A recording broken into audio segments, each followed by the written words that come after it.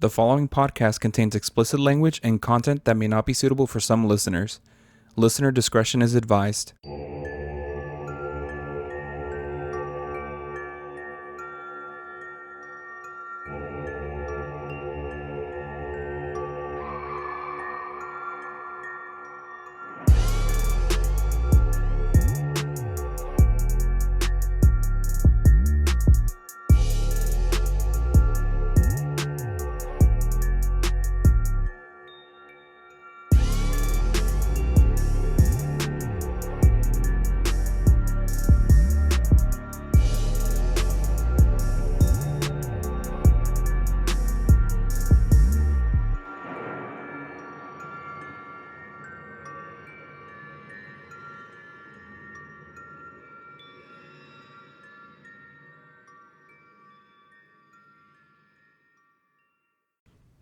Welcome to the Get Spooky podcast, where two funny dudes share paranormal stuff, true crime, and other scary things from around the world. I'm Andres. And I'm Kevin. And welcome back. Welcome. After Christmas, after New Year's. Why are you talking like that? I'm just so excited to be back. I know, it's kind of exciting. Like, we took a break for December, and honestly, I feel like we needed it. Yeah. We took a break when we moved here, and I feel like the only reason we took that break is because we were going to have to move all our stuff, put it all together. But this time it was like we weren't recording, but we were super busy with our personal lives. Yeah. And this time, like, we weren't going through a massive move, but we took some time to rest, recharge. For me, especially towards the end of the semester, since I was doing school, work, and the podcast, it got to be a lot right around the end. I got very lucky and I had great professors. But It's like, what is it called? The end of finals, right? yes, I haven't been to school in a while. yeah. So it was intense. Yeah. I just didn't expect it. And then we had my jiu-jitsu professor that was like, when are you coming back to jiu-jitsu? And I was like, not now. You didn't tell me that. Not right now. That's funny. Because he was like, come back. And I was like, okay, I had a lot of fun doing jiu-jitsu. But, sir, that is 3 times a week. And I'm already, like, running on empty. Like, I need to make sure that I can study for my tests, finish my homework, make sure that my notes are done for the podcast. Like, it was just a lot. But, Yeah. Before we get into it, I kind of wanted to mention that in our podcast Instagram, we have an all my links in the bio. When you click on it, there are some resources that kind of talk about what to do if ICE shows up at your house, your place of employment, if you're out on the street. There's a Spanish language one and an English language one. And I think it's very important right now with everything that's happening to make sure that we talk about that first and foremost at the beginning. We always have, but I feel like there's been so much stuff happening, such scary stuff for people that are here on DACA, for people that are undocumented, and even citizens. Like, it's kind of like, I feel like it's almost not real of like the state of the world we're living in now and how unbothered some people are about it.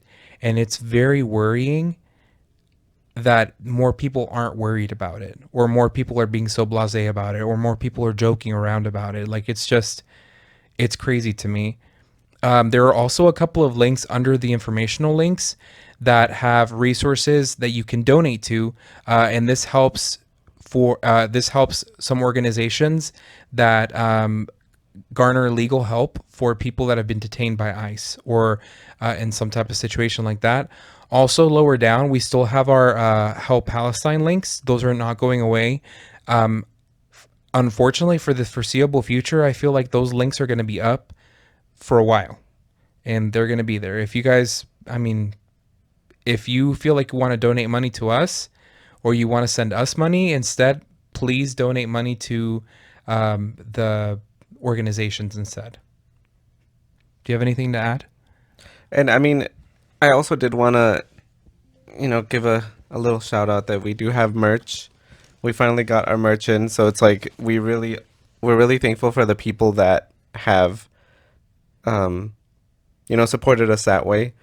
We are a little project that records in a bedroom with a lamp as our lighting and Yeah. that thing behind us. So we really do appreciate it. It's very rustic. Sure. But we understand that like your money could be going to other causes, and that's why I'm like we're still appreciative of anyone that's really supporting our little project. Something interesting that kind of happened to us this summer, and like I don't feel like I ever mentioned it, and not because it's like, oh, pat on the back or anything, but there are people out on the street in the city of Chicago, and he was talking to us about the ACLU, and I ended up becoming a member and donating every month. Oh yeah. So they kind of, it's great because I'm giving $25 a month, and then they're also like updating me on like what's happening in just like the country. Or like what Like that if money's being used for. yes, exactly, like what that Yeah. money's being used for. And so it's like very interesting. I feel like it's very transparent. And so I'm Another option if you guys are interested in, um, using your money that way. yeah. Um, I did want to also mention two more things actually. One and adjacent to it, but friend of the pod, Rachel, she made a TikTok where she gave like some certain businesses shout outs, especially like during Christmas time that obviously we weren't recording in Christmas, so we couldn't give them a shout out. Essentially, she said that we sometimes feel hopeless, but that we can always vote with our money. And that means not supporting, major corporations, but putting our money towards smaller businesses, family businesses, local businesses, minority owned businesses or women owned businesses that we can be putting our money towards instead. I know I don't know, everyone got a birthday this year. Yeah. If So, I want to say if you can afford it. If you can yes, afford it. obviously. Some people I always in the back of my mind I'm always thinking about when people suggest shopping local or shopping like at these businesses, like you always have to also understand that some people aren't in the position or don't have the privilege that you do to be able to do those things. So please, if you have to shop in these places that are supporting like the bad guys, I don't think you should feel bad about it, especially if Yeah, you're in a that's true. situation where you can't help it, you know? Yeah, we're not gonna guilt someone over getting one specific thing that they need, and it's like, oh, my only option is this mega corporation. Yeah, Like, we're not gonna be like, ugh. some people, I mean, we know like a lot of our primos and primas, some live in like food deserts, and we know that like there are districts in some cities where the grocery stores are not in those areas, and you only have like one or two options, and unfortunately that's what you have to do, where you have to go. And so we want to kind of mention that like we understand, it's like Yeah, don't let people make you feel bad because of circumstances, exactly. yeah. And this going into my second point, you can vote with your money, but you can also vote with your vote. And I don't want this to make it seem like a Pokemon go to the polls, but I think with midterms coming up soon, now more than ever, I think everyone should be exercising their right to vote. Um, there, the reason I bring this up is because a lot of states or other jurisdictions, they have to register to vote, they have a cutoff date, and a lot of them are in January. For the state of Illinois, for example, the cutoff is in March.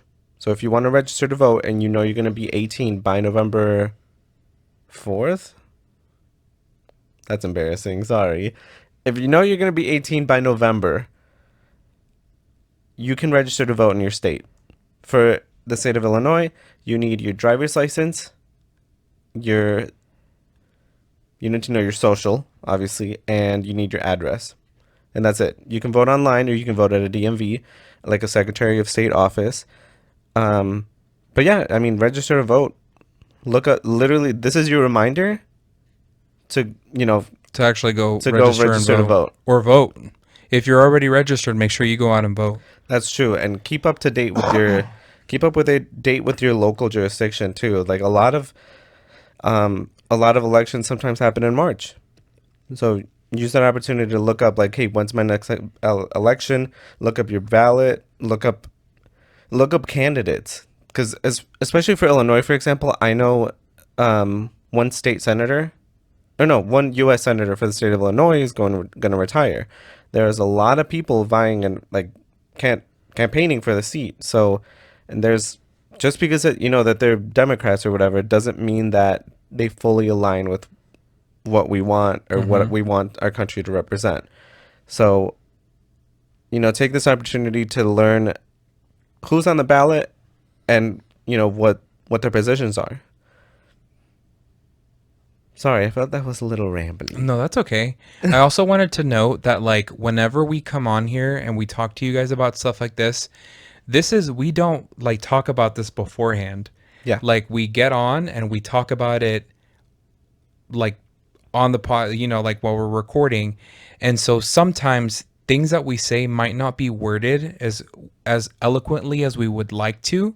Yeah. And we're always open to feedback. Like you guys, some of you guys have been very vocal about when we mispronounce stuff, very vocal about like some mistaken information or giving us more information on some past cases, or letting us know when we might have said something that might have been a sweeping generalization. And we appreciate that because that's how we learn. And so we hope that you guys also have patience with us and kind of understanding when we get on here. And it's like sometimes we'll record and then like a few weeks later we'll be like, we probably could have said that better. And it's like it's kind of the nature of podcasting and the style that we do. Yeah. So we hope that you guys just give us some grace. Essentially, we don't have a script. Yeah, we if don't you have guys a can script. tell, we don't have a script. But yeah, I mean, check out Jasmine Crockett, for example. I don't know. She has good policies. If you're in the state of Texas, and I know I always give Texas shit, but I'm just like, that's because I lived in Oklahoma for a bit. Yeah. It's just a little sibling rivalry.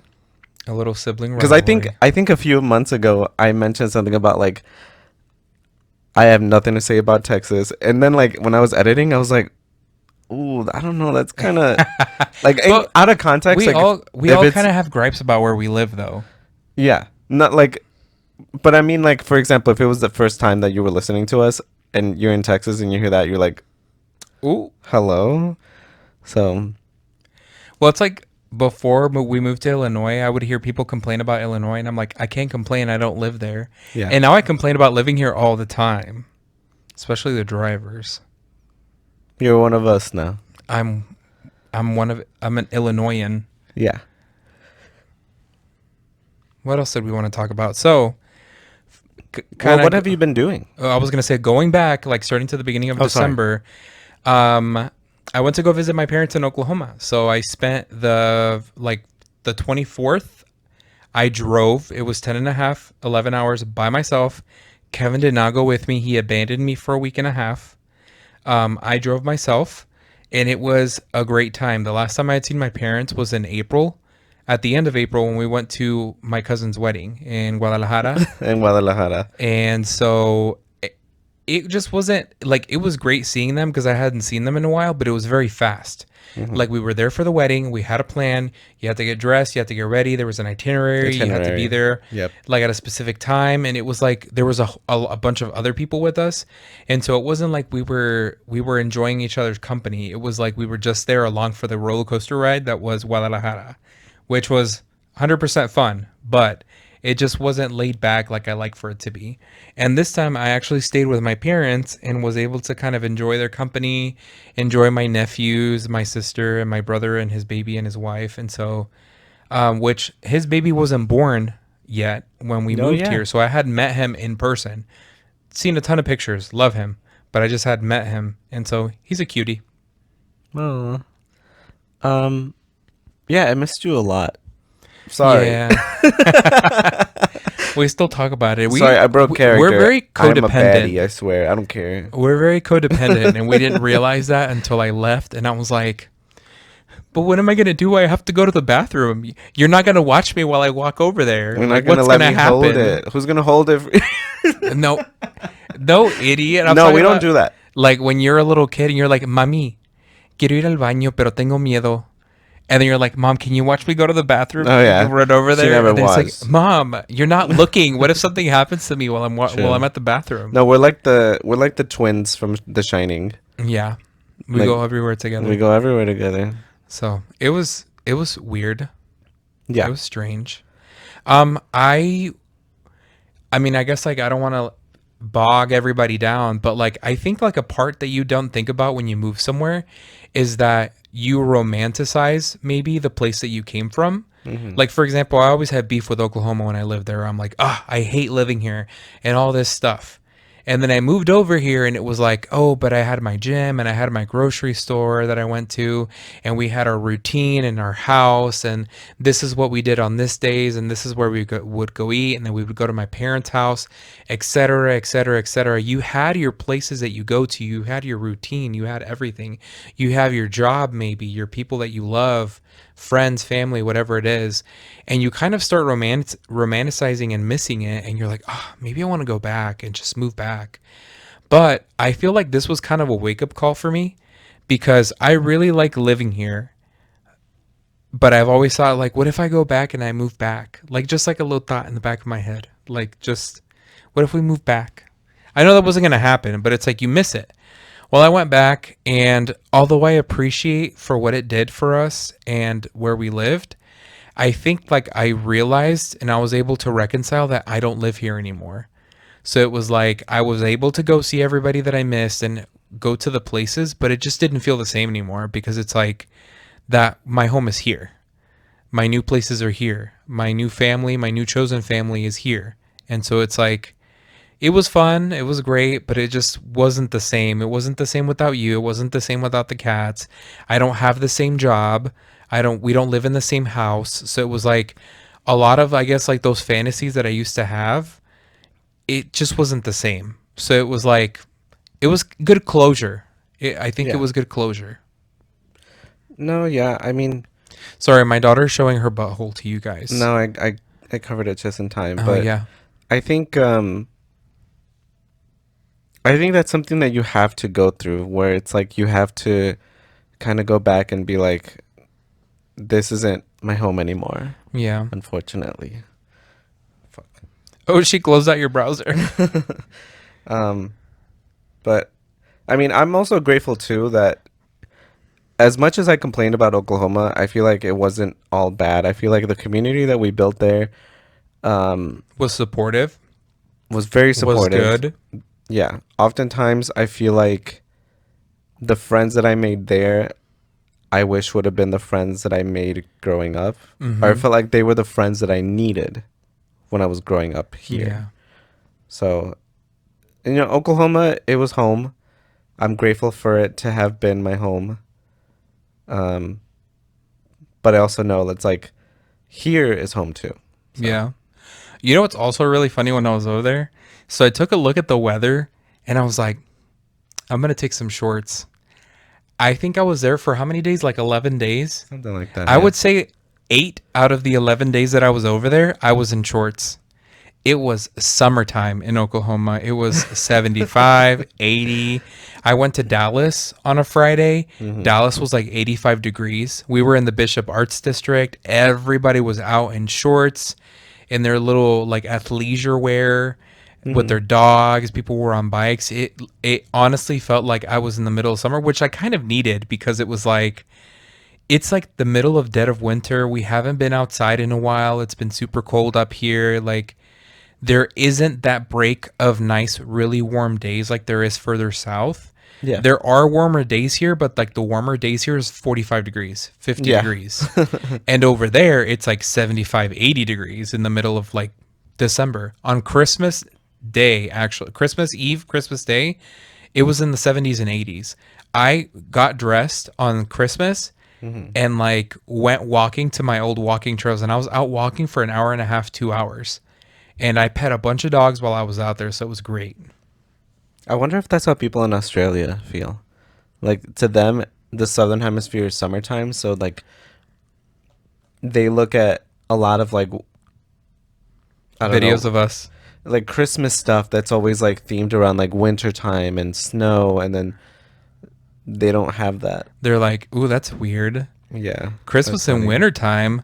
It always makes me feel kind of weird though on TikTok when we see gnome boys post videos of them dancing in the summer that Yeah. they're in winter clothes. And I'm like, I'm yeah, like, no, they're they're in in Australia. Australia, so it's Yeah, cold right now. And if anybody that's ever, true. if nobody knows like gnome boys, it's kind of like Casey Frey dancing back 10 years ago, but like now. So it's like Casey Frey walked so gnome boys could run. That's true. So we enjoy watching their videos. Well, that's us. The Yeah, first time I saw them, I was like, oh my god, that's that's us. literally That's us if us. we could dance. Yeah. Except we're the Duende boys. Yeah, the Duende Boys. Write that down. Write that Write that down. down. That's Write a that down. T-shirt idea. Yeah. What else? It's Well, I wanted to say that like this episode's going to be kind of weird because it's like we're happy to be back. We're very excited. We did talk about some heavy stuff at the beginning. There's not a good way to segue between like talking about ICE to talking about like our personal lives and then talking about the case today. So it's like it might seem a little disjointed, but we need you guys to like follow us. I mean, if you guys have been here before, you know what it's like. Yeah, it's just I feel like it's weird because like the political climate That's true. and Yeah. like such serious things have been happening, and it's like we are sad, we are upset about what's going on, but it's like we've said, we want this to be a break for you guys. Like I know as soon as I wake up in the morning, like it's news, the news, like Yeah. I think it'd be something happened. it would be more jarring if we were like the type of content creators that would be like acting as if nothing is going wrong, as if Yeah, get ready with me. I don't know, make a strawberry matcha latte and everything is fine and I'm gonna go to the park and I'm happy and I love my life. And it's like, yeah. okay, there's We'd I don't rather know. you guys I know, feel like like that's such a weird disconnection from reality sometimes. we'd rather be transparent and let you guys know where we stand. So if you stand with us, you can listen to our podcast, and if you don't, like you can listen to something else because I feel like that's another thing that I think about a lot nowadays. I don't want to support content creators that are the complete opposite of me or they're donating money to something that I don't believe in. And it's like I believe that it's better to just be transparent about it too. Yeah. So, These are not prescription glasses, by the way. They're blue light, but I feel like they distract from my ugly hair because I need a haircut. I was actually wearing like a oh, beanie earlier, but he took it off. it was really hot in here. And I'm like, I can't do this. Yeah. Um, Besides that, I know that a lot of people reached out to us about a new TV show on Netflix based off of Las Boquianchis. We still haven't checked it out. It's on our list, I swear. Yeah. But I don't know. I feel like that was such a heavy case. Like sometimes I think about it sometimes, because I'm like, okay, that That was was one of the a ones nightmare. I'd be very interested in watching the Netflix special Hmm. because that was one of the ones where like we were talking about how some sources have completely different information than other ones That's true. and they contradict themselves. Hmm. And I feel like that was the first case that I did where it was very apparent. Like when you read one place and another place and another place, it was like, well, they said she died here, but actually she died very recently. And this other one was like, well, they said that she died like then. Like a bucket fell on her in prison. Yes, Things like like it that. was just Yeah. like just very very strange. So I would want to see kind of like where they go with it on the Netflix special.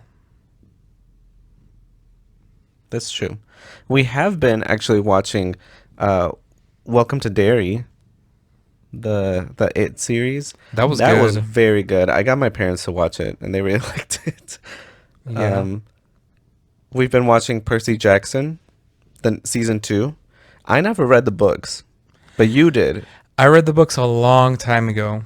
I think I should read the books. I think they're for like younger kids, but I think Mhm. that they're so good that it doesn't matter. I don't think that should matter. No, I don't think it should matter when it comes to especially like reading. if you don't read and you're like, oh, I want to read this old series that I used to read, or where do I start? If you need to start at the basics, there's nothing wrong with that as long as you're reading. Yeah. If you're reading something, that's more important than not reading at all. That's true. And I I think think it's very important nowadays to read more, like to read. just read. Just vote. Just vote. Just take the Just shampoo bottle read. when you're taking a poop and then make sure to read. No parabens. Wow. I'm just kidding. Wow, BPA free. Okay.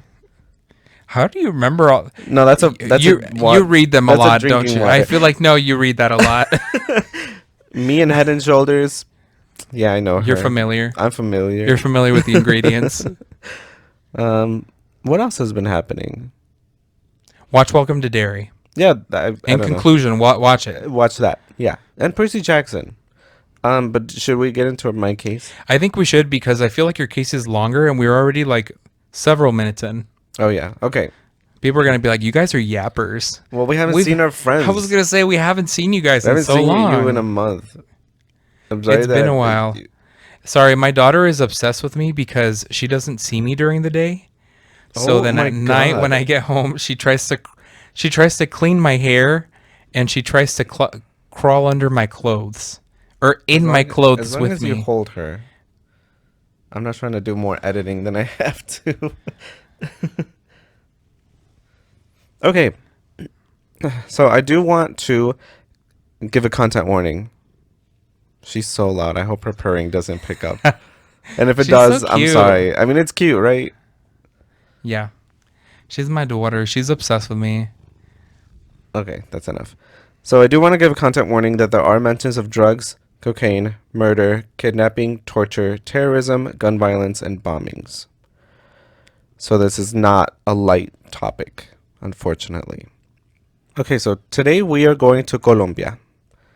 We'll be talking about an individual that was dubbed the King of Cocaine and was considered one of the wealthiest criminals in history, amassing nearly $30 billion at the time of his death in 1993. The drug smuggling empire that this individual created has never been replicated.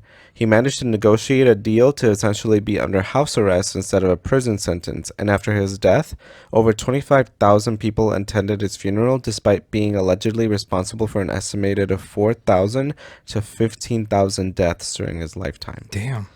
Today we'll be talking about Pablo Escobar and his allegedly haunted personal prison. I've heard of Pablo Escobar, but not about his personal haunted prison.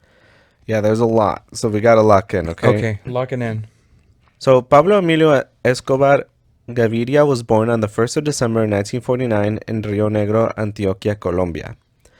He was born to Abel de Jesus Escobar Echeverri, a farmer, and Hermilda de los Dolores Gaviria, a school teacher. He was the third of 7 children and was raised in Medellín. By the age of 12, he got involved in petty crimes like selling fake lottery tickets, but it progressed to stealing tombstones, sandblasting the inscriptions, and reselling them. Whoa. And that, I don't know, I feel like you're messing with something you shouldn't. I mean, I've besides never the heard crime. of that before. Besides the crime part of Yeah. it, I don't know, there's something. I've never heard of that before, but it makes sense because it's like a lot of people need them and they're very expensive. Yep. And so you never realize it until it's like end of life for somebody that like you love and you have to buy a headstone and they're super expensive. Yeah. In 1966, he dropped out of school at the age of 16 because his family couldn't continue paying for school. He did return to school again for some time, but only lasted a little over a year before he dropped out again due to lack of money to pay for tuition. He ended up forging a high school diploma to get accepted into Universidad Autónoma Latinoamérica in Medellín with the ambition of becoming a criminal lawyer, a politician, and eventually the president of Colombia. So Very ambitious. He had very ambitious, yes. In the 70s, he started smuggling and selling stereo equipment and stolen cars. To me, I feel like, and I don't want to give my age, but I forgot that stereo equipments were like a thing. I feel like every family had one, right? Every family Yeah. had like one of those big stereos that could hold like 16 CDs for some reason. Oh, when I was a kid, we had the one with tapes. Oh. My favorite tape was the one that had the song Sopa de Caracol on it. Oh, that's a good one. Yeah. So he later joined a gang and started kidnapping people for ransom. This led to his involvement in organized crime, and he started selling marijuana, which then led into selling cocaine because of the growing demand for the product from the U.S. And I think we can say those words on YouTube as long as they're educational. And Notice this how the is U.S. is always the educational. problem. I mean, like, there's a high demand for it. It's like, where is it? Like, there's no people is on this on the corner selling it. Like, there obviously has to be a demand for it to be here. Okay. In 1976, with the help of Jorge Luis, Juan David, and Fabio Ochoa Vasquez, known as the Ochoa Vasquez brothers, he helped found El Cartel de Medellín, or the Medellín Cartel. Medellín Cartel, sorry. I just said it in Spanish again. Escobar's rise caught the attention of the Departamento Administrativo de Seguridad, or the Administrative Department of Security, sometimes referred to as DAS, or DAS. They functioned similar to the Department of Homeland Security before they were essentially dissolved in 2011. In 1976, Escobar was arrested after he was caught crossing into Colombia from Ecuador with around 39 kilograms of cocaine. I don't know what a kilogram is, but I think it's a lot. He managed to bribe the judge, so he was released and all charges were dropped against him. I don't think it was really considered like him cleaning his record. Like, it was still on his record, but it looked as if like charges were dropped. So 1 kilogram equals 2.2 pounds. Is that a lot? I don't know what a pound is either. I can't quantify things in my mind. Like a mile. Well, a mile and a pound are not the same thing. Not what I'm saying. That's not what I'm saying. I was like, that's kind of comparing apples to oranges, but I don't know what those are. Either. oh my God. I'm just kidding. But is this a kilo? Do you think that probably? I think that's like, yeah, that's. I like would say 2 that's pounds. like 2 pounds. That's Yeah. like 2 pounds, right? He's a little heavy. Okay, that's like 3 pounds. I don't know. So the agent who arrested him was later assassinated the following year. And here's where he coined the plata o plomo, silver or lead strategy, where he would bribe public officials, political candidates, and politicians, and he would send a hitman to those that refused the bribes. Silver meaning money, and lead meaning bullets, obviously. So it was called plata o plomo. Escobar pioneered the practice of industrial-scale drug trafficking. He oversaw each and every step of the production of cocaine, from the import of multi-ton shipments of coca plants from Peru and Bolivia, to the production in labs in the jungle, to the transport into the U.S. through Miami. By the end of the 1970s, the organization had transported over 19,000 kilograms of cocaine into the U.S., and only a few years later, the Cártel de Medellín controlled over 80% of the cocaine shipped into the U.S., with an estimated earning of $420 million per week in revenue. That's a lot. Even for like 70s standards, that was a lot. This earned Escobar a spot on the Forbes billionaire list from 1987 to 1993. And I think the only reason he wasn't on the list after 1993 is because he died. Oh. Spoilers, sorry. Damn, I was going to say. Sorry, we haven't even gotten to the end, and you kind of like jumped the gun. Oh, you didn't know? You didn't know? I'm sure that everybody that's listening to us that has watched the Netflix show probably knows by now. I didn't watch the Netflix show. Yeah. In 1979, he visited an area in Medellín called El Basurero. It was a field in the outskirts of the city where people threw out their trash, essentially. Like, they used it as like a field where they would just throw anything out. A basurero. Yeah, landfill. While he was there, he realized that people lived there in small houses made of cardboard and garbage, and that they lived off the food that restaurants threw out. According to his brother Roberto Escobar, Pablo had been affected by what he saw, and having lived in poverty himself, he set his sights on helping the people there. He funded the construction of an entire neighborhood there and built a home for each of the families that were living in El Basurero. The construction was finished in 1982 and was named Barrio Pablo Escobar. Objectively, this is a good thing, and it also instilled a very strong loyalty to Escobar. And it wasn't the only philanthropic act he did. He also funded the construction of parks, schools, hospitals, and stadiums. People started calling him the Paisa Robin Hood, Paisa being what people from the northwestern regions of Colombia are called, and the Robin Hood character referring to the character that would steal from the rich, and giving to the poor. Yes. It's funny because I think Twins. Paisa means something else in Mexico. Yeah. In the same year, he was elected into the Cámara de Representantes de Colombia, or the Chamber of Representatives, which is the lower house of Colombia's Congress, as a member of the Liberal Party. Allegedly, during an interview, he explained that he owed his fortune while in Congress to a bicycle company he founded in 1965. Obviously, that was a lie. While in Congress, Rodrigo Lara Bonilla, the Minister of Justice, accused Escobar of criminal activity literally on his first day in Congress. Oh my God. He said, I know what you are. That's how politicians work sometimes. Yeah. I mean, honestly, though, when you were talking about like his first crimes and then that he wanted to go to college to be a politician, I'm like, that kind of tracks. Oof. That's terrible to say, but I'm like, he's already got a head start. Oh, corrupt politicians? Yeah, they're everywhere. Lara Bonilla led an investigation into Escobar's 1976 arrest when he was caught smuggling in 39 kilograms of cocaine from Ecuador. As Justice Minister, Lara Bonilla declared to the people of Colombia that he would put an end to drug traffickers in the country. After the investigation was made public, Luis Carlos Galán, leader of the Liberal Party, expelled Escobar from the party. Sorry, I said party like 4 times. But essentially, it's like, I guess it would look bad on them or something. But this guy, Luis Carlos Galán, and we'll mention him later too, but he expelled him. He's like, you're no longer part of the Liberal Party. I don't know exactly how that works in politics, because I think something similar would happen in the U.S. Yeah. Where they kind of leave the party or like kicked out of the party. But I don't really know what that means per se. Escobar denied any criminal connections and allegations towards him, but he ended up retiring from Congress in January of 1984 anyway.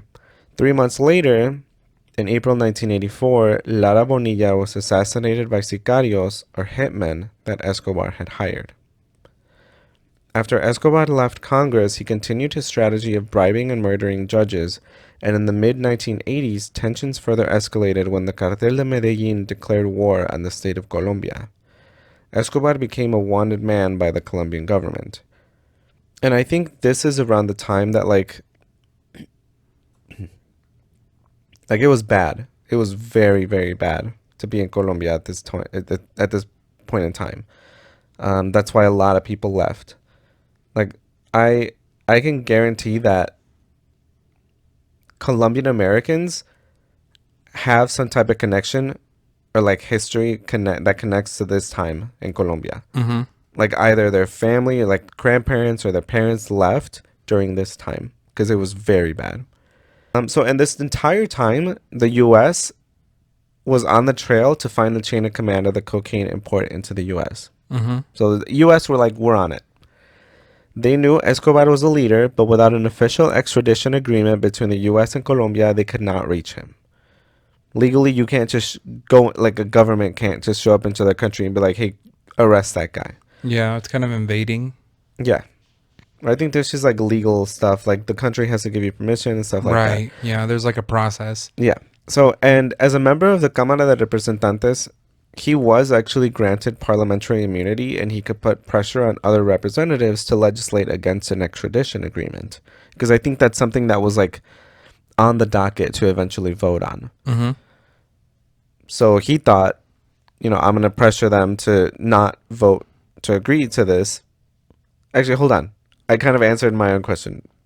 So, but now that he had left Congress, that immunity was no longer extended to him. Escobar did not want to be sent to the U.S. He knew that if he was sent to the US, he would be going to a real prison, and according to those close to him, he was afraid to die in a US prison. Ugh, real prison. Because he knew that he can get away with a lot of stuff in Colombia. I know, but it's like, why do the crime if you know you can't do the time? I don't think people consider that when they're doing. I guess. Okay, so he had heard what it was like to be in a maximum security prison in the US, and he didn't want to go, which is why he fought so hard to stop the talks of an extradition agreement. He was quoted saying, "Prefiero una tumba en Colombia que una cárcel en Estados Unidos," or "I prefer a grave in Colombia than a prison in the United States." I get that. But after Justice Minister Rodrigo Lara Bonilla was murdered in 1984, Congress signed Escobar's extradition to the U.S. In retaliation, Escobar only increased his tactics by orchestrating the murders of judges, police officers, and journalists. Along with that, he worked with French terrorist organizations to carry out bombings on government buildings and on cars belonging to government officials. This was by far one of the deadliest times in Colombian history, with as many as 10 to 15 assassinations per day on police officers and other government officials. That's kind of why I was saying, like, it was a very bad time during the country during this time. And car bombings were like a very normal thing sometimes. Mm-hmm. In 1986, the extradition agreement signed into law was ruled unconstitutional by the Colombia Supreme Court due to being signed by the presidential delegation and not by the president himself. In 1989, Luis Carlos Galan, which was the guy that had essentially expelled Escobar out of the Liberal Party, he sought the nomination for the 1990 presidential election. He had publicly declared himself an enemy of the drug cartels. I don't know why I said that. Hold on. He had publicly declared himself enemy of the drug cartels and the influence they had on Colombian politics. Okay. So he was saying, vote for me and I will work to end the influence that, these organizations have on the government. So I'm sorry, I already said this, but this was the same gentleman that expelled Escobar from the Liberal Party in Congress that led to his resignation. On the 18th of August 1989, Galan was shot and killed as he walked on stage to give a speech in the town of Soacha. The government declared martial law, and the next morning, President Virgilio Barco Vargas signed the extradition agreement with the U.S. Almost immediately, DEA agents and U.S. government officials started mobilizing in Colombia and arresting known cartel members. After Galan's assassination, Cesar Gaviria Trujillo became the Liberal Party's main candidate. On the 27th of November 1989, men planted a bomb on Escobar's orders on Avianca Flight 203 from Bogota to Cali. Cesar Gaviria, the Liberal Party's main candidate, he was supposed to be on that flight, but he missed it. Oh. At an altitude of 13,000 feet or 4,000 meters, the bomb detonated over the town of Soacha, killing all 107 passengers on board. 2 of those passengers were American, so the Bush administration authorized for the U.S. government to begin intervening directly with the cartel conflict. So that was like the catalyst of saying, like, okay, we have to get personally involved now after they killed 2 Americans. And this was H.W. Bush. This wasn't W. Bush. Okay. On 27th of May 1990, Cesar Gaviria won the presidential election. His new administration moved in on the drug cartels in Colombia. However, he was concerned over how badly the situation could escalate, so his government began negotiations with Escobar to convince him to surrender and end all criminal activity for a reduced sentence in prison. In June of 1991, the Constitutional Assembly voted on and approved a constitutional reform that replaced Colombia's previous constitution. In this new constitution, the previous extradition agreement was abolished. This was a very controversial decision, obviously. Like, to some people, they were under the impression that, like, they were going to vote on a new constitution anyway, but people had been bribed, or politicians had been bribed to abolish this extradition agreement. Mm-hmm. Shortly after, Escobar surrendered to Colombian authorities under specific conditions. I need you to get ready for this, okay? Acts of violence would end. Escobar would plead guilty to one crime. Mm-hmm.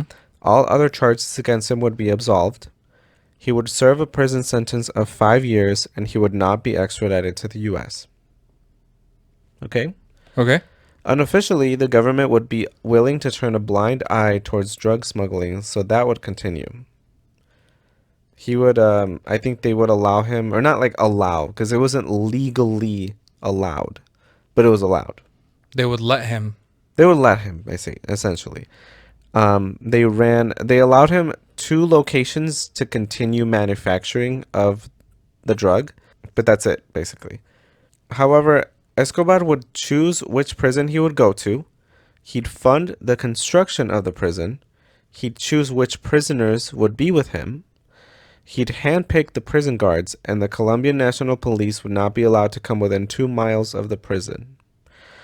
And that's what a lot of sources were saying, that he personally paid for it. Okay. However, there was another source that I read that I thought it was very interesting, how it said he didn't fund the construction of it, that the Colombian government actually paid, like using their taxes, they paid to have it constructed.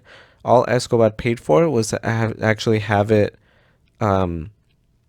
decorated and like set to his way, I guess. Mm-hmm.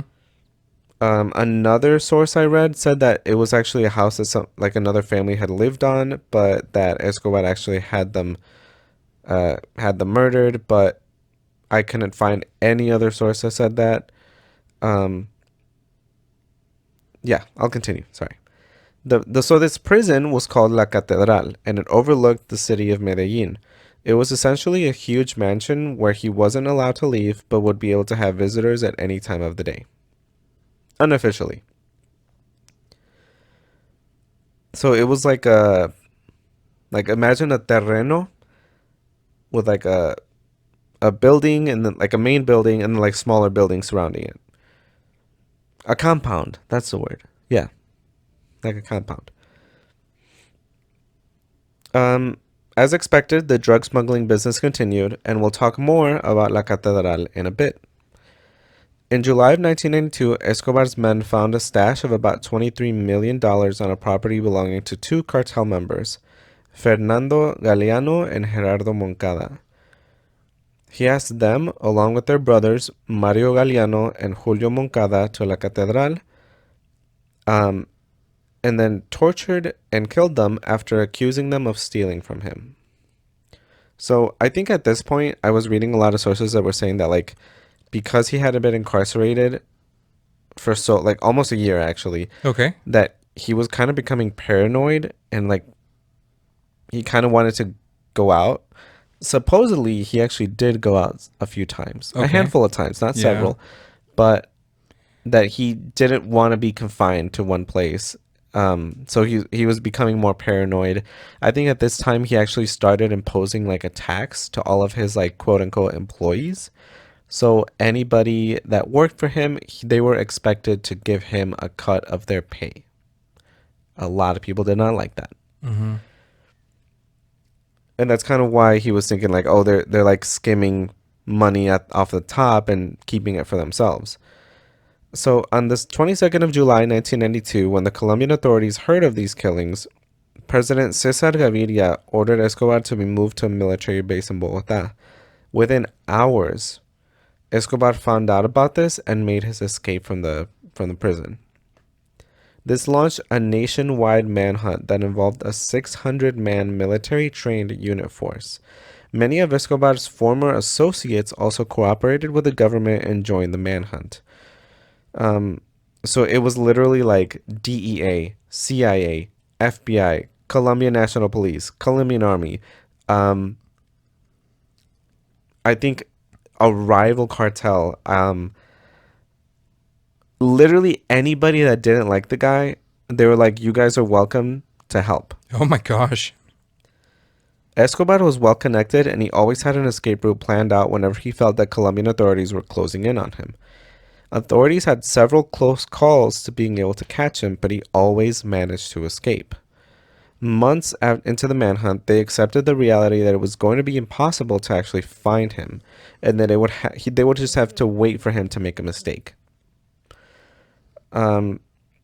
Because of how much he helped the poor, it's believed that many people in Colombia were actually willing to shelter him while he was a fugitive, like especially the neighborhood that he funded to build. Okay. I think there was one documentary I was listening to of they actually interviewed the two main guys that worked for the DEA that were in charge of finding him in Colombia.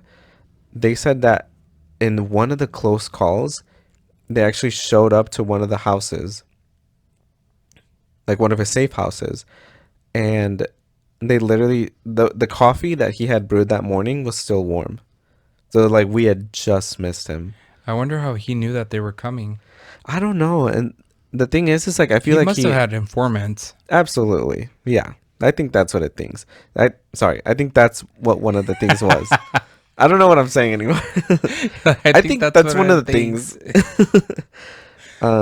Yeah, I think he definitely had people in like the inner circle maybe kind of tipping him off maybe. Right. Yeah. Like I said, there's a lot of people that were loyal to him. So it's like even just a regular person on the street, anybody poor, when he was, as a fugitive, he'd probably give them money and say, "Don't tell anyone you saw me. Let me know if you see anything." I don't know. That's just my assumption. On the 2nd of December 1993, Colombian authorities were able to tap into a call Escobar made to his son where he planned to arrange a television news interview where essentially he wanted to say that he was a good man and that he was being prosecuted by the Colombian government. Have they caught him at this point? No. Okay. He's still on the run. He's still on the run, but he's making calls. Okay. Escobar always kept his phone calls under 2 minutes because the longer a call took, the easier it was for authorities to trace it. Escobar knew this. All phone calls prior to this were under the 2-minute mark, so no one knows why he didn't follow this rule on this day in particular. Mm-hmm. So it's kind of referring to what I was saying before, how it's like they were kind of waiting for him to mess up. Right. Nobody knows why. When was it? Nobody knows why. Literally a year, more than a year into him like on the run, His like chase, yeah, his profugadoría de la sure, ley. whatever. But I think a lot of people at this point were saying that maybe he was just tired of running. Yeah. That's kind of why he wanted to organize like that news section, like that news interview. So a lot of people are under the impression like it's just weird how like all of a sudden like he didn't care about that 2-minute thing. It's like almost he wanted his call to be traced. Mm-hmm.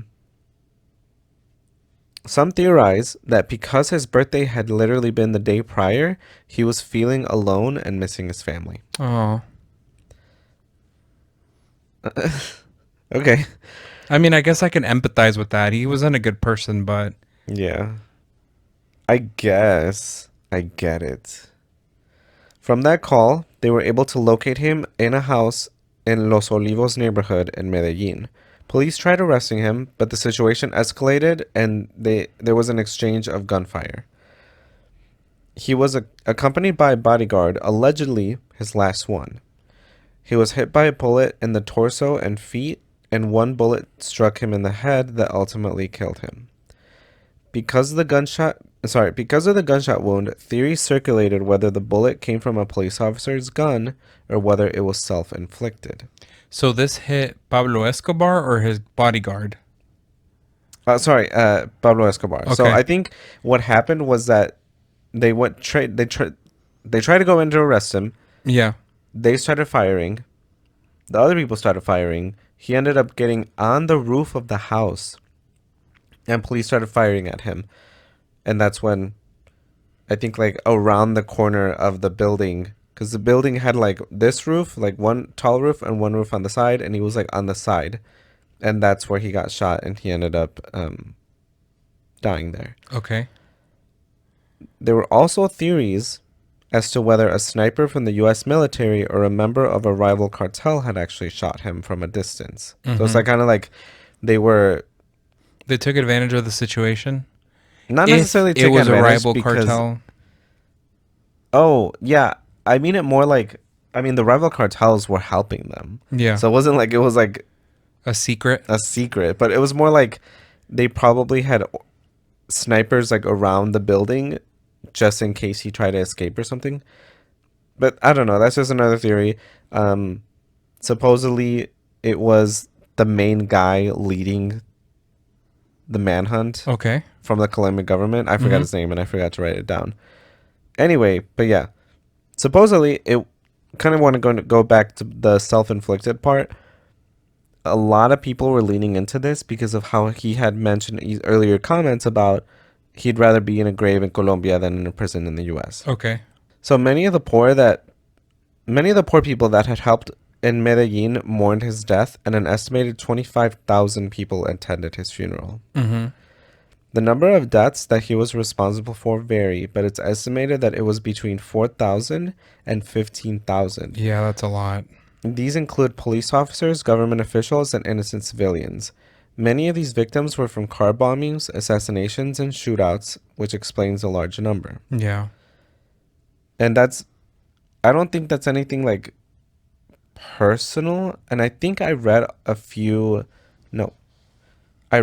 sources that were saying that like he himself was not very good with firearms.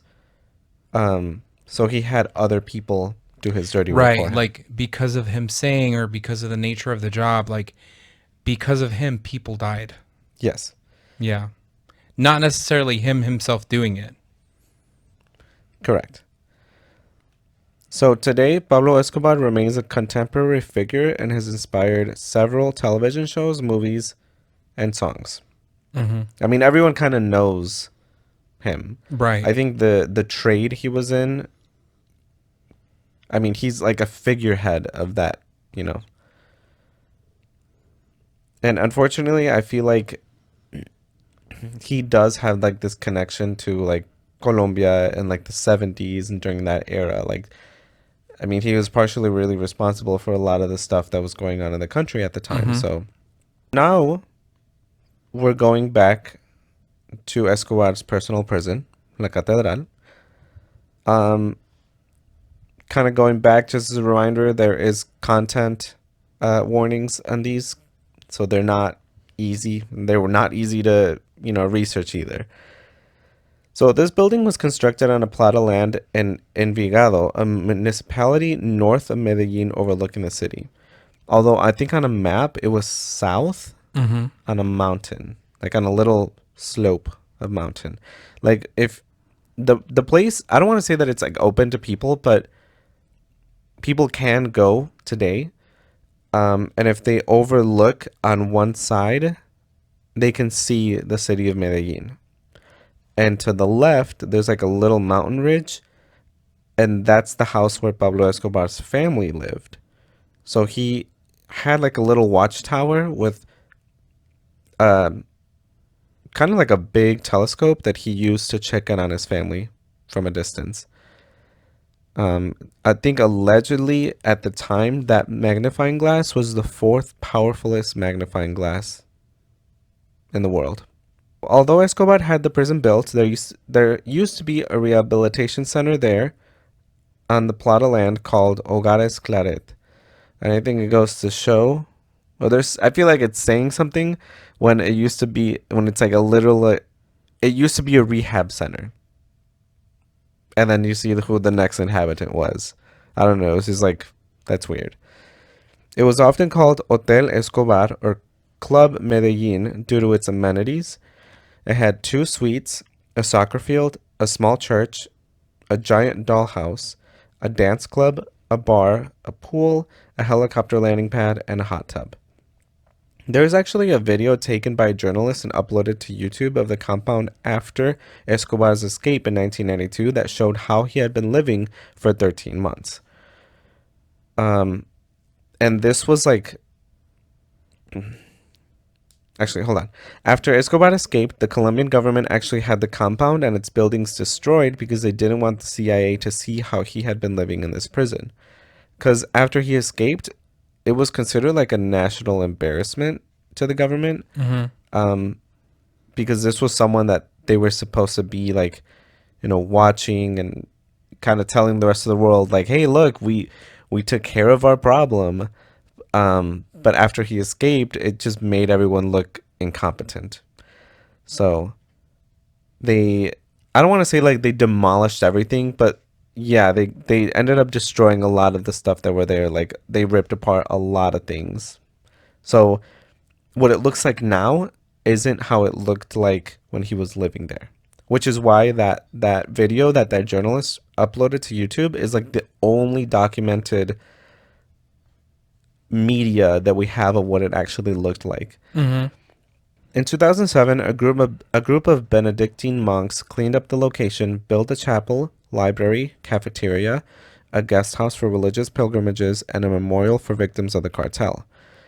They began hiring people to help with managing operations around the compound, and after the monks had put so much work into it, the city of Envigado gave them full ownership of the location. These monks, I think, were a bit nomadic, so they didn't really have anywhere that they lived, which is why they kind of just showed up, started cleaning it, taking care of it and stuff. And that's kind of why like the local government were like, you guys can have it. Besides, who's kicking out monks? Monks? Am I saying that right? I guess. How do you say that word? Monks? Am I saying it different? No. I feel like like you're I just saying am. it too much that Monks. now. Let's keep going. Okay. There's a room on the property where the head priest, El Padre Elkin, says that there is a lot of reported unexplained paranormal activity, and that even being in the room feels heavy and has caused people to get sick. It's believed that this is where people were taken apart. Unalived. Yeah. I forgot about that word. Yes, that's good. I should have used that. During the monks' construction of the church, they broke ground and found a mass grave of 42 bodies. El Padre Elkin says that he has seen apparitions in the church and that some have touched him on the shoulder. There are small rooms that were built as sort of small holding cells that were used for punishing and torturing people on the property. This area is considered one of the heaviest areas spiritually. Those that have visited this area have said that there is a dark, angry energy there. People hear the sound of screaming and crying from these rooms.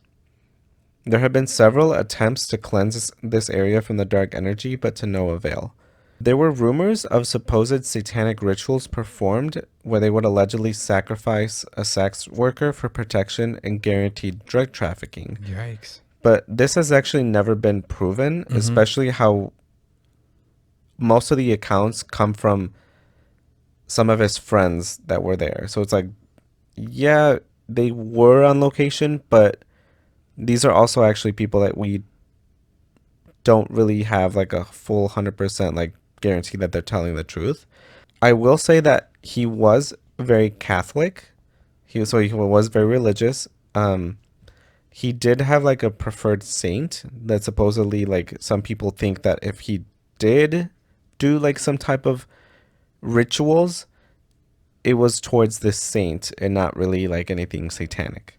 There's a well located on the property, and it's said to have been used to also dispose of bodies after they were tortured. There's also an area that had a large open tank of acid. After some victims were disposed of there, they were left just on the grounds. It was like kind of like a slope on the property. There were so many unidentified remains in this area in particular that it wasn't even made available to the public until 2002 because they kept finding remains in this area. In 2012, the location was repurposed as a low-income assisted living facility for abandoned elderly, run by the monks called El Hogar San Benito Abad, to which it remains as today. Many of the residents living there have claimed to have heard crying in some rooms, and they've witnessed the apparition of men on the grounds. One woman claimed that on various occasions someone has knocked on her bedroom door, and when she opens it, no one is there. Some claim to feel as if they're being watched sometimes, but it doesn't feel like an evil presence. They say that it's just like a spirit or like an energy. Mm-hmm. According to El Padre Elkin, me atrevo a decir que en Colombia el lugar en el que hubo más mal en toda su historia es este. I dare say that in Colombia, the place where the most evil has occurred in all its history is here. Although Escobar didn't die on this property, his spirit is said to have allegedly been sighted peering from a second-floor window from a room that was one of his suites. The main building hasn't had any modifications to it, so it's still mostly intact as it was when it was inhabited by its former resident. On one side of the building, there is a large photo or like a mural. It's not painted, so it's more like a giant poster on the side of the wall. On the side of the building, of Pablo Escobar, a photo of the building itself, and a quote saying, "Quien no conoce su historia está condenado a repetirla. Those who do not know their history are condemned to repeat it." And that was my case. Wow, that was interesting. I did want to give my sources at the end because our friend Maite specifically requested put your sources at the end. I don't know. What did she say? Why? I feel like I forgot. Yeah, she said that sometimes we had so many sources that she was listening for 5 minutes and we were still talking about the sources. Oh, that's good. Okay. All right. Well, here it is. Here are my sources. Hi, Maite. Hi, Maite. Insight Crime article, a Columbia Reports article by Grace Brown, United Nations Office on Drugs and Crime article, Britannica article by Amy Titanen, El Tiempo article by Pamela Andrea Avedaño Parra, The Airship Daily article by Tom Griggs, Drug Lords documentary by National Geographic, Learn Spanish and Go podcast, YouTube video by Howard Gutierrez or Enigma Connection, a YouTube video by Next Curiosity, and Wikipedia. Thank you. That was very interesting. I was kind of familiar with like Pablo Escobar in general, but I didn't know about his haunted prison. And I think it's weird that like it doesn't exist anymore. Oh, sorry, I forgot to mention that actually. So you actually can still go visit the location. So I said that it was an assisted living facility by monks. They try not to have like it like a touristy place, but you are welcome to, stop by. You can go to the church. There is a room with stuff about Pablo Escobar, but the El Padre Elkin said that he thinks the focus should be more on everything else and not just the history of this man. Right. Certainly, like as you guys can tell, he's really not a fan of him, and I think a lot of people are not actually. One thing I was surprised of, and I feel like this just comes from my own lack of knowing stuff. Colombia is actually considered one of the most safest cities in Latin America now. After all this stuff happened, like today it's considered like one of the safest places to visit. Which city?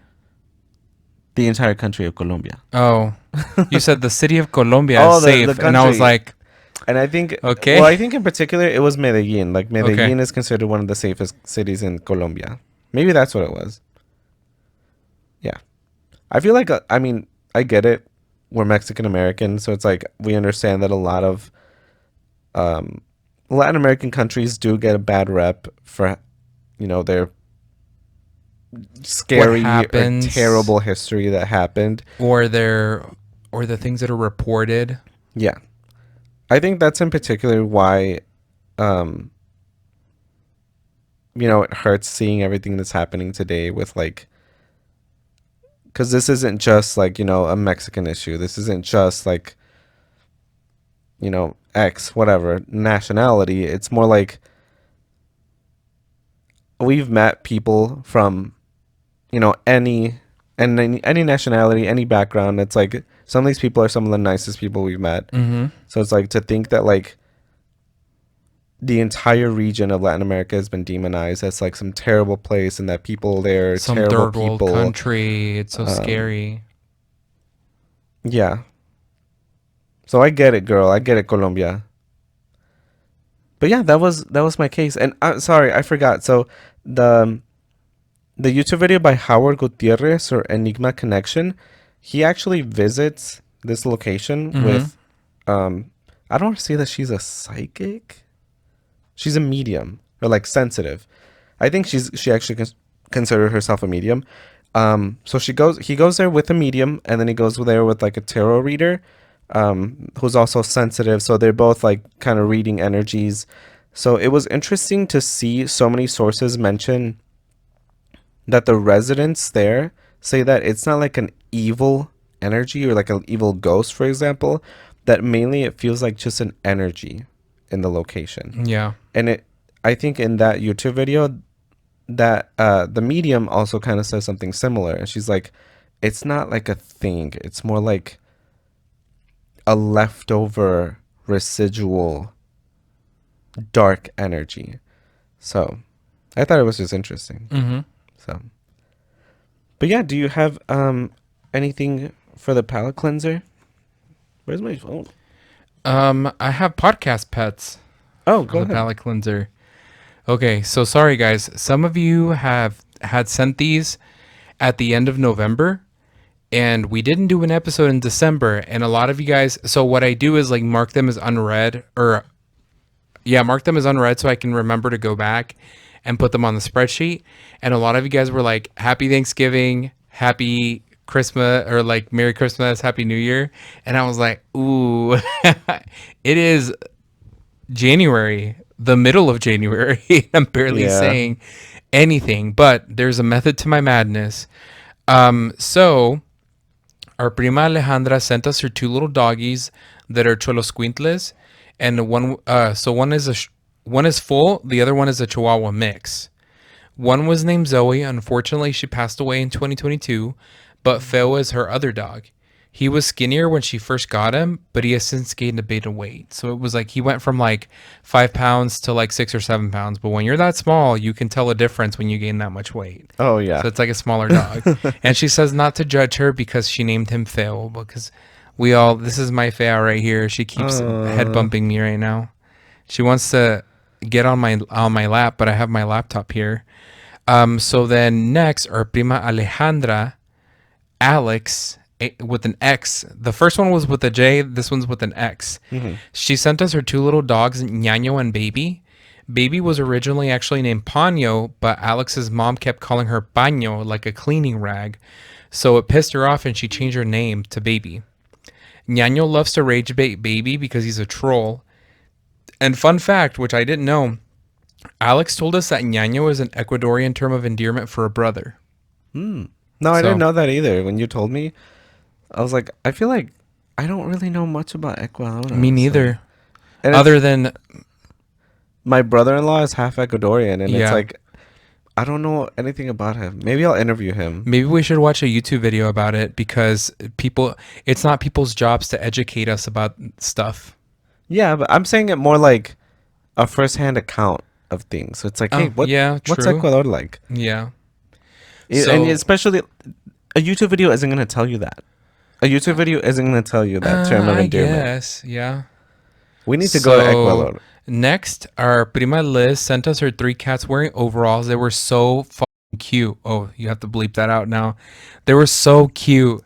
Their names are, get ready, Nala Juventina Raya, Socorro Maximiliano Raya, and Paz Prudencia Raya. So they got the full Hispanic names. They have legal names. They got legal. She had Full birth legal certificates, names. actually.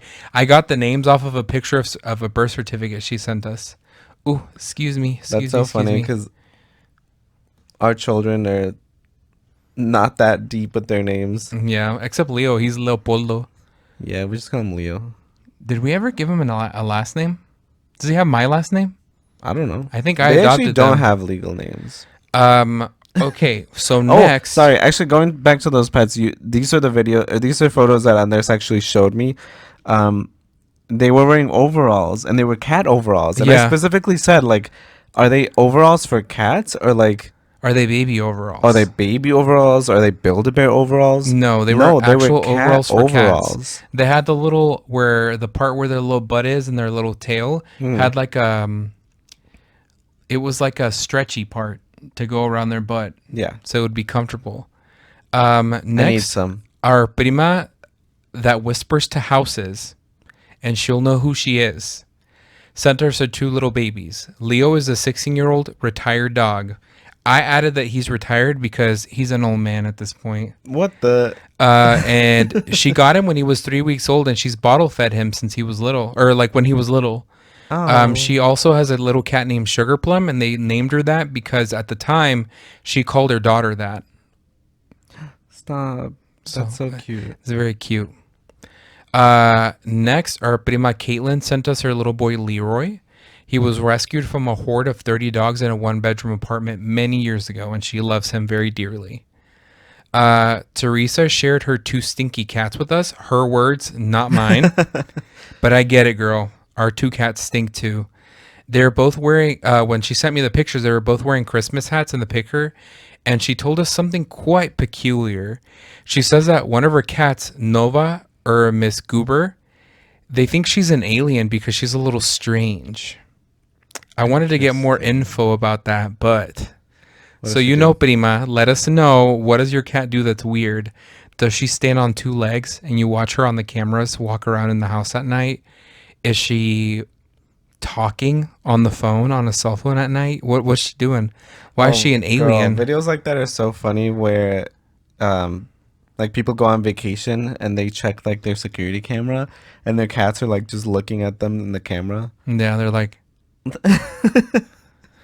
uh, so her other cat is Shadow or Beanie Weenie, and most notably, Beanie Weenie loves yelling for food at 5 a.m. Jesus, man. The calling card. It's literally like having children. Yep. Lastly, Janie sent us a picture of her baby Jefe. He was turning back. He was turning one back at the end of November. She sent us a message on November 30th. So at this point, he's probably one already. So happy birthday, Jefe, and saludos to Janie. Aww. And that was all the podcast pets that we had. So what do you have for the palate cleanser? Yeah, well, thank you for sharing all those. Those are fun. I love pets. Actually, I was gonna give a quick shout out to Brenda and her sister and her boyfriend that recognized us at the Smosh Reads Red stories Oh my God, yeah. in November. I'm sorry, girl. We just got We to forgot. it. Hi, No, Brenda. it wasn't even that we forget. I feel like we do this a lot where like something happens and then we record like not even like a week later. But because we're so busy doing like catching up on other stuff that I don't know, which is a month We're a delayed. couple months delayed at this A point. couple months delayed. But yeah, it was she recognized us. Yeah. She was like, "Hey guys."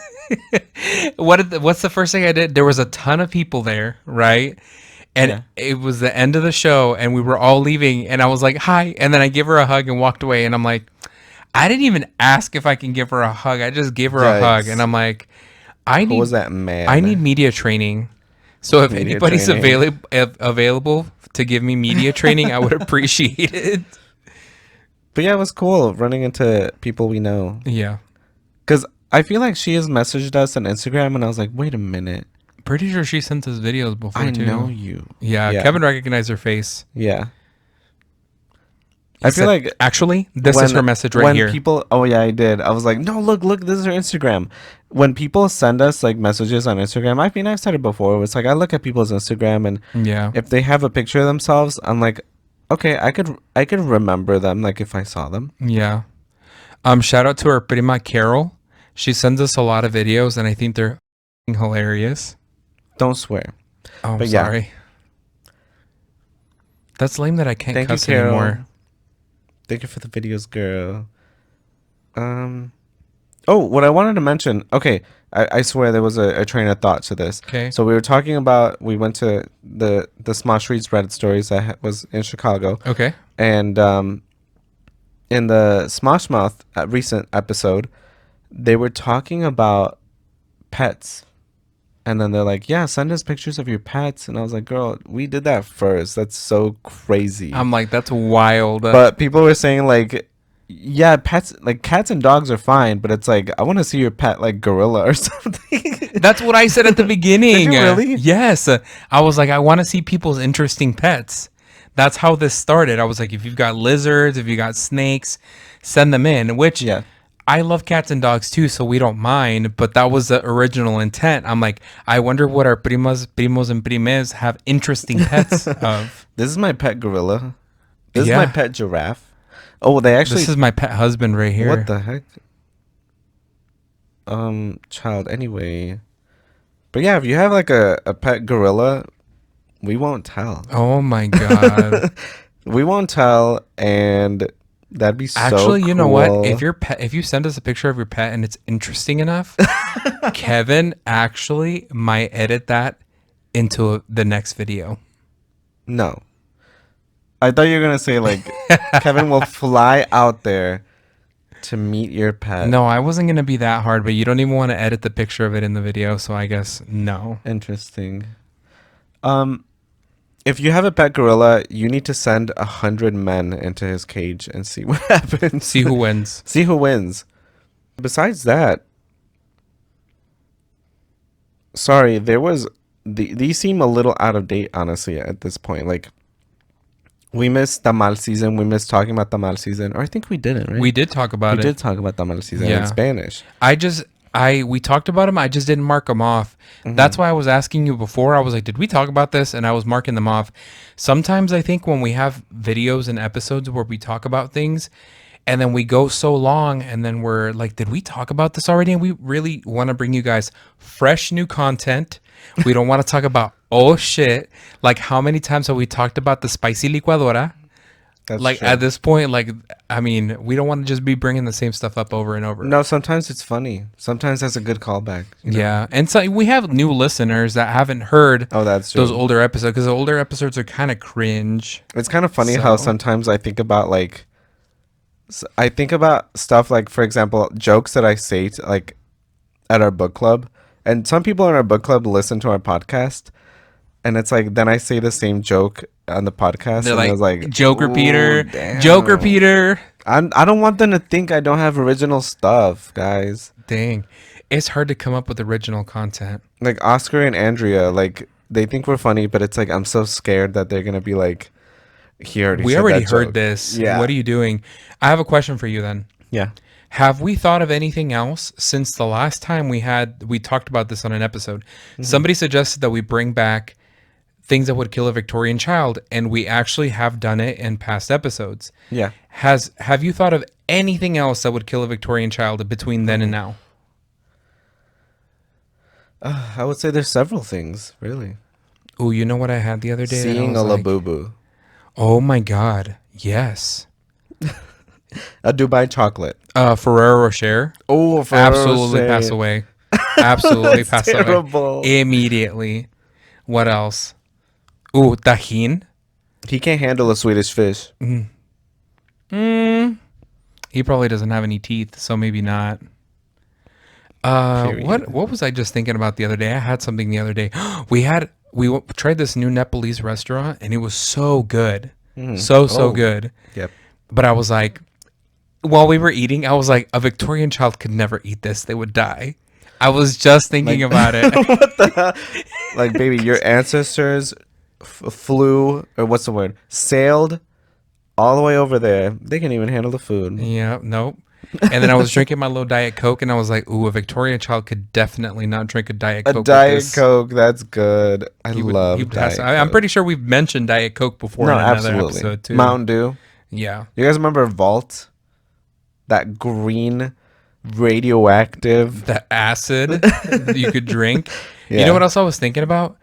We used to, so like recently we've kind of moved our cats into a separate bedroom than we have. We couldn't handle it anymore. Yeah. Since we moved in, we've been sleeping in the same room with the cats, but they're very bad at night.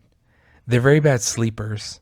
We They got want- tired of them like They standing want- on my head. They want pets in the middle of the night. They like running to their litter box, taking a dump, and then running into the bed and putting the rocks in the bed. So we just couldn't handle it anymore. I don't know. Other cat owners will understand. I know that you guys will understand, but we have recently started letting them sleep in the other room. Yeah. I don't know where I was going with this. I forgot. Thank you so much for sharing that. Oh my god. Okay. I was going somewhere and then I lost my train of thought. A Victorian child could never handle I was a going to cat say as a pet. a Victorian child could never handle sleeping in a bed with a cat. That's good. He would pass away. He would die. A Victorian child could never handle. I was going to say something. A Victorian child could never handle a Mexican Christmas. Being up past midnight on the 24th. I'm sorry. That child You never is know. gone. They had to be up. The tamal? No, absolutely not. A Victorian child would eat the corn husk. He would eat And we know. He would eat the corn husk. And then the filling would be too spicy. They would pass away. And then the ponche caliente. They've never even ponche. seen a fruit before. They didn't have fruit. They had scurvy. Only rich people had fruit at that time in England. We're making this up. We by the really way. are. So, anyways, next. Okay, so speaking of fruits and vegetables, or whatever, one time, I think actually it's this pillow. To the people that just listen to us, we have like this pumpkin pillow that we bought like in October, and I was telling you about the story about how one time, and I forgot which cousin it was. To any of my cousins that watch this, please let me know, because I know this happened. We were trick or treating on the east side, because we're little east side babies, and there was one of my cousins was saying something about a pumpkin, but I guess they forgot the word for pumpkin in English. So they're like, oh, the calabasa or something. And I thought it was so funny. I think I like just fell to my knees and just, I couldn't stop laughing. I and think I was you like, said it was Jenny. "Calabasa." I want to say it was Jenny. It sounds like something Jenny would do. It sounds like something Jenny would do. That's something Jenny would do. But let me know. I Who said feel calabasa? Like calabasa. I feel like everyone has gone through that where they forget a word in English and they just try to use the word in their like native language, just changing like the inflection or the way that you say it. I do it with English all the time to Spanish. What do you say? Parquear. That's not the same thing. That is not the same thing. Is it not the same thing though? You're saying I could get away with saying a calabasa. I need you to think real hard and answer that. I mean, if you were talking to the Kardashians, you would. A calabasa. They live in Calabasas, California. They live in Calabasas. Actually, they live in Pumpkins, California. They live in Pumpkins, California. Yeah. You know what? That was years ago. I don't even know. I don't know where they live anymore. We made that up. One last thing. I've been recently getting into like bread. I've seen that. Yeah. And to those that know me, like I don't like bread. I don't like sweets. I don't like, I don't know, bread. I don't know. And I feel like this is such a like a Mesopotamian conversation. Like someone 4,000 years ago had this exact experience. So like, guys, I'm thinking I really like bread. Oh God. You know, when they invented bread. Oh, Mesopotamia. Oh, you know. Mm-hmm. The Sumerians. Mm-hmm. Mm-hmm. We were in Miss Ishtar's class together, and we were irrigating. Shut the hell up. And we were irrigating. Stop. But yeah, I feel like I've really started getting into bread, guys. And there's a panaderia not far from us, and I go there now. Which is crazy. I don't know. Which is to my detriment because I love bread and I can't eat bread. And I end up eating a lot of bread. You're not supposed to be eating bread, girl. No. Them little, what is it? Them little Danishes? The little almond Danish from Costco? Oh no, not Costco. I'm talking about the panaderia. Yeah, but I'm saying my bread that I like is the almond Danish from Costco. Yeah, those are good. I really like los pay de queso. They're little cheesecakes. Like a little cup size. Yeah. They're like the size of an apple. Oh, they're so good. I think about them. You know what is interesting to me? the Duvalin cookies that you get from the Mexican bakery. Do you know what I'm talking about? Oh, yeah, yeah. It's shaped like a triangle, and then one Mm, is like pink, one is white, and the other corner is chocolate. And I call them the Duvalin cookies because it just reminds me of a Duvalin with that's true. with a tri flavor. I don't like those cookies, to be honest. Do they Sorry, have that a? seems like a little controversial, but like, I don't like bread or like cookies when they're very cookie. Like Chips Ahoy cookies. They're too hard. Sure. I get that. Actually, that reminds me. Did you guys see about how there was a panadero, like a British baker? Oh God. Sorry, jump scare. Not because he's British, but anyway. Oh my So, God. jump scare at this story. But essentially, a British baker, and I forgot his name. I should have written it down. I'm sure if you want to look it up, I mean, you don't have to. But he essentially went to Mexico City, opened up a panaderia, sorry, a bakery, and said, Mexico doesn't have a bread culture. So he wanted to, like, It's Richard Hart, and okay, he's the co-founder of Green Rhino Bakery in Mexico City. I looked up the information for you guys okay, because he was all over TikTok when this happened. yeah. Essentially, he was saying that Mexico doesn't have bread culture and that he wanted to, pioneer bread in Mexico. As if we don't have a sweet bread culture over there. He's never been to a panaderia. And I'm like, what were you doing? It's not that he hasn't been to a panaderia. It's just he's like, I could do this better. This is not good. That's crazy. And I mean, it couldn't be further from the truth. It's like he was saying that like bolillo is like the worst version with like really bad flour and like the ingredients were not. I'm like, shut up. That's so annoying. I know. Why would you? It's like Anyway, people showing that up. already It's happened. like people that think that they can reinvent the wheel, and it's like, it's not broken. Why are you trying to fix it? You're wasting everybody's time, and when you do it, it's not even that great. So Yeah. here we are, He back ended to up square one. I think he ended up apologizing and saying like he didn't mean to like be offensive and anything, but it's like But he did. He that's the thing. was. I don't think he did. I think he may have just I don't want to say he had good intentions, but maybe he just wasn't thinking. He just ignorance. Just Yeah, pure absolutely. That is ignorance. definitely ignorance. Just you showing up and thinking you're better than whatever. It's like, look at me, I'm British. Like, and it doesn't have to be British. Yeah. I'm just this other person from the outside that's going to show you what's the best thing that you're missing that you don't have because everything here is nasty. Everything here is bad. It's yeah. like they think that they're doing something. That's the type It's of so message. annoying. I feel like that's the type of message he was giving off when he was like, yeah, this exists, but it's not good. So you guys obviously like are bad at this and you guys have never seen good bread. There's a difference between things not being good and you showing up, seeing bread and never having seen it before and then saying it's not good. Yep. You didn't grow up with that bread, our bread culture. You didn't taste the flavors, the type of things that we like.